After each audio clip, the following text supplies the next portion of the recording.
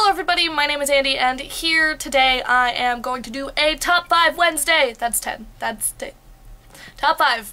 So, Top 5 Wednesday is a Goodreads group of YouTubers, booktubers, who do top 5 videos every Wednesday, and the topics are different every week, every month, every whatever. The topics are different, and yeah, so this week I'm going to do my top 5 favorite villains, because that's what Top 5 Wednesday is doing, and yeah, that's the whole explanation. Oh, I just recently came back to school from my house. By just recently, I mean earlier today, like 3 or 4 hours ago. So I picked out all of these books while I was at home this morning, and then didn't bring them with me back to school, so I don't have physical copies of most of them. They're all back at home, and I am at college. You see the problem. So, I'm going to look at my handy-dandy photo I took on my handy-dandy phone, and we will go through this from there. Alright, so I am going to go through these in the order that I picked them. This is in no particular, like, my number one is not, like, my number one out of all of the rest. Like, I don't like to rank things in that sort of way. This is just the top 5 that I chose. Yeah, they're all in my top 5. I don't want to pick one that is above the rest as number 1 or, like, rank them in that way. Just, they're all in the single category of top 5. Number 1 is The Darkling from the Grisha trilogy by Leigh Bardugo. I love this trilogy, and I love all of the things that Leigh Bardugo writes. I think that her characters are complex and not ridiculously tropey, and I think, and I really, really enjoy the stories that she tells and the kinds of morally gray characters that she writes. So, The Darkling, as a villain, is fabulous. This is the thing about this challenge, the thing about this top 5 in particular that was challenging for me, is that for the most part I find villains and villainous characters to be non-characters in stories. They are the looming cloud of darkness and evil that are coming at people, but they're not, like, they're not present, they're not characters, they're not people that you meet and see other characters interact with. They're just bad and then scary and then looming and not really present until the very end. And for the most part, those kinds of characters, I don't even remember their names. They're unimportant to the story. The Darkling is a character from the very beginning, and in many ways he's not necessarily, I mean, he's always kind of villainous, but he's not, like, super villainous until later, and the full extent of the Darkling and his character isn't revealed for the whole trilogy. You spend the whole time figuring out who this guy is, and I love that, and it's one of the things that makes him one of my favorite villains. Okay, next one on the list is from The Graceling by Kristin Cashore. The villain in this book, I don't know, maybe I should put a spoiler warning at the beginning of this whole video. I think I'm gonna. Spoiler alerts. I can't hold myself back, I'm sorry. So, this one's The Graceling by Kristin Cashore. The villain in this book his name is King Lek, and so in this world there's these things called graces, which are people's specific version of magical powers, and his particular grace is fabulously interesting, and even though he is one of those, like, looming over the characters, not really present until the end kinds of characters, the way that he looms and is present and is working through other characters is so much more intriguing and interesting to me than just kind of a, oh, someone's chasing you, oh, they want to find you, because it's so much more insidious because of the way that his grace works. Because he doesn't even necessarily know about the people, our main characters, who are kind of coming for him. He doesn't know about them, he's not coming after them, but his grace and his villainy still affects them, and he is still so present even though he's not there. It's good. It's really good. The next one I want to list is from The Historian by Elizabeth Kostova. I just got like 4 texts at the same time. Okay, so the next one is The Historian by Elizabeth Kostova. The villain in this book is Dracula, but not like Bram Stoker, Bela Lugosi Dracula, like the historical figure Vlad the Impaler what if he actually was a vampire Dracula?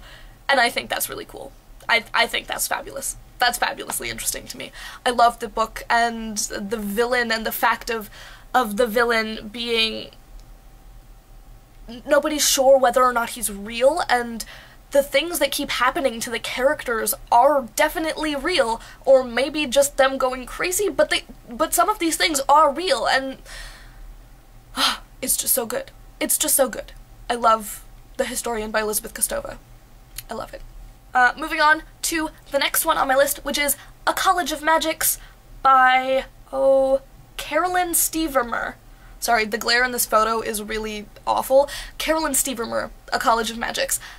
This book, the villain is unclear from the beginning.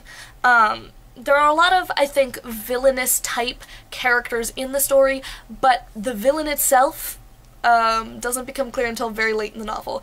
And this particular villain, even though, like, she was present at the beginning of the novel, and she was kind of at odds with our main character at the beginning of the novel, but at the end of the novel she becomes so villainous, and she's not even necessarily trying to be villainous, she's just immoral and not and like a little bit crazy and not necessarily, like, she's not your regular everyday kind of villain, and she doesn't necessarily want the kinds of, and the reason that she's a villain isn't even necessarily that she is evil at heart or that she's had some trauma in her childhood or something.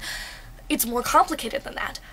And I love that. I love that. The thing that I love the most in villains, if you hadn't gotten that so far, is that they're complicated. They're not straightforward. I'm not, like, this person isn't a villain because they want to take over the world and then the villainous things they do because they want that power. Like, it's more than that. They have to be a whole person still in the writing of their character and in the character that we see as an audience. That's the thing that I'm looking for in a really good villain.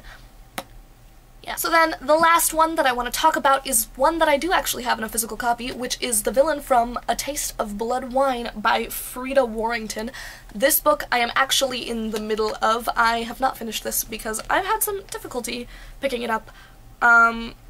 This is for a number of reasons, most of which is that the love story is boring.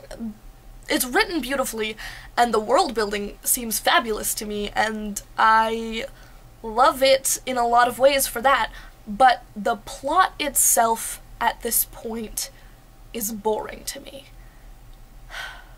So I'm hoping I can get back into this and actually finish it and actually like it, but for now, I've had to leave it behind. But the villain in this is so good, because the villain in this so far is, I believe his name is Christian. I don't remember quite that far back. I was reading this a couple of months ago and I haven't picked it up in a while, but I believe his name is Christian. He is the maker of the vampires. He's kind of in charge of things, the head of things and stuff, and he is really, how do I say this?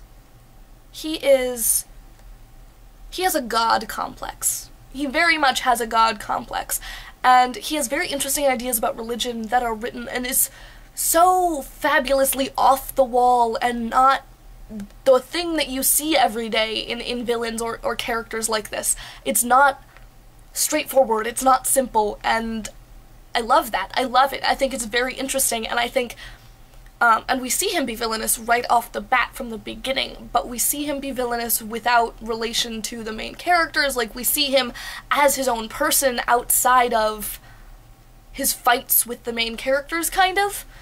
We see his relations with other characters, and it's not easy or simple or straightforward in any sense of the word, and I love that. I love it. It's very good. It's wonderfully, fabulously good. So, yes, that's an upside about this book in particular, and one of the reasons that I really want to get back to it is because the morality in this story is so complex. But unfortunately, the love story that's been written so far is very stereotypical and quite honestly, it's uninteresting. So, yeah. I want to finish this someday, but I don't know if I can make myself do that right now. Okay, I have to go. I have choir rehearsal really, really soon, and I needed to film this really fast, so I hope you have a good life, I hope you have a good week, and I will see you as soon as I can, probably.